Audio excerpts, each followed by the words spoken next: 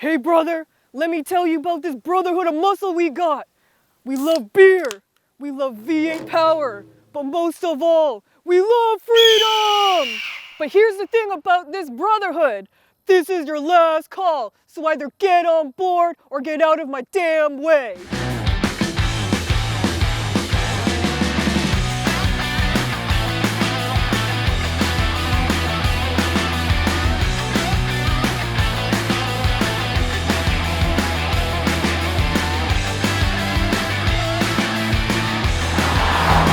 For more expert car reviews, don't forget to share our channel and subscribe so you can catch some of this and maybe even a little of that.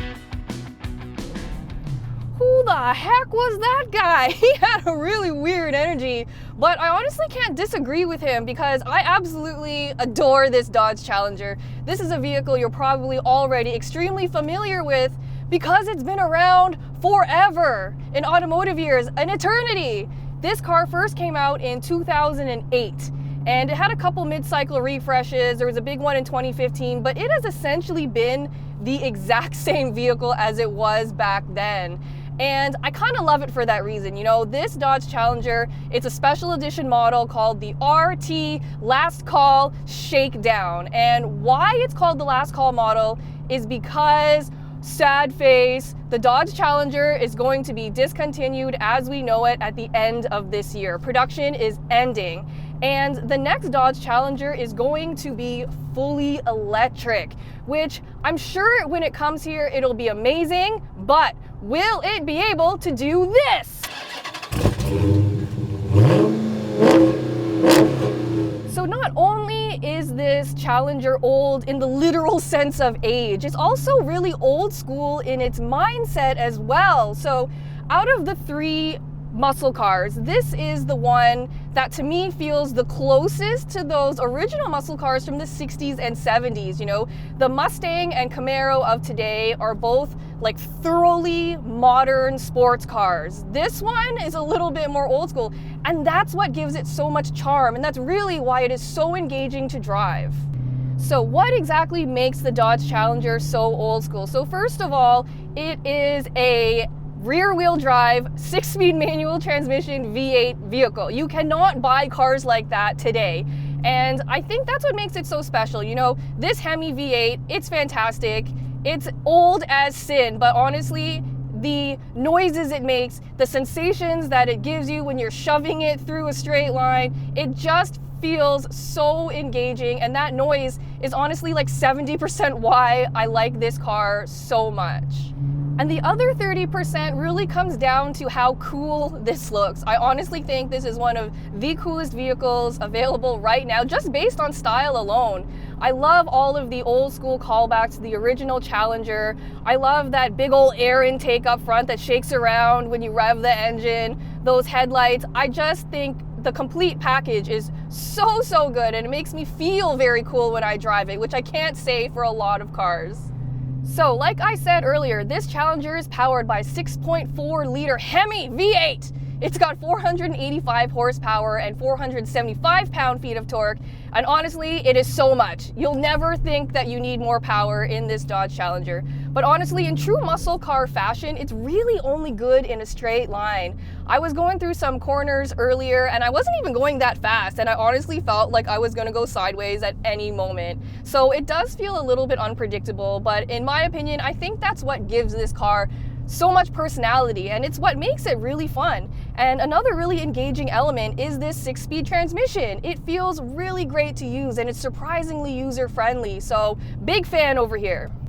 The other thing I love about this Challenger is it just turns me into an absolute goon. I race from every stoplight, like my life is depending on it, like I'm Dominic Toretto from Fast and Furious, and I need to go and save my family from like a disaster. But I love this. I think this car is one of the stupidest cars available right now, but I say that as a term of endearment. I love stupid cars. And just like those Fast and Furious movies, this car is stupid because it doesn't really make sense, because it's so old school and it's so niche. But like those movies, they're just so action-packed and so entertaining. And even though a lot of people think they're stupid and they're never going to win an Oscar, A lot can be said about how much personality and how charming this car is. I think it speaks volumes that even though this car is so old, they basically sell out of every single one of them. And even this one is the last of 7 last call special editions. They just keep pumping out these special editions, and they can honestly not make them fast enough. So one thing to know about the Challenger is that it's not an appliance car just to get you from A to B. It takes a lot of focus and energy to drive this, and that's why I like it so much. And the noise is a big part of that. And honestly, on the highway, it gets a little bit annoying because it starts to drone. But you bought a Dodge Challenger, like that's the life you kind of signed up for. And the other thing is fuel economy. You know, obviously it's got a big Hemi V8.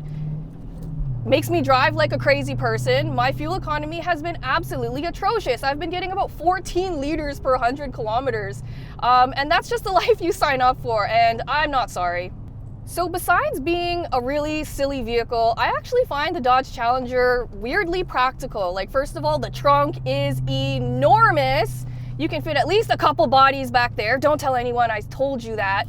And it's got a big door pocket that's big enough to hold my water bottle, which is great because you can't use it here because it blocks the stick shift.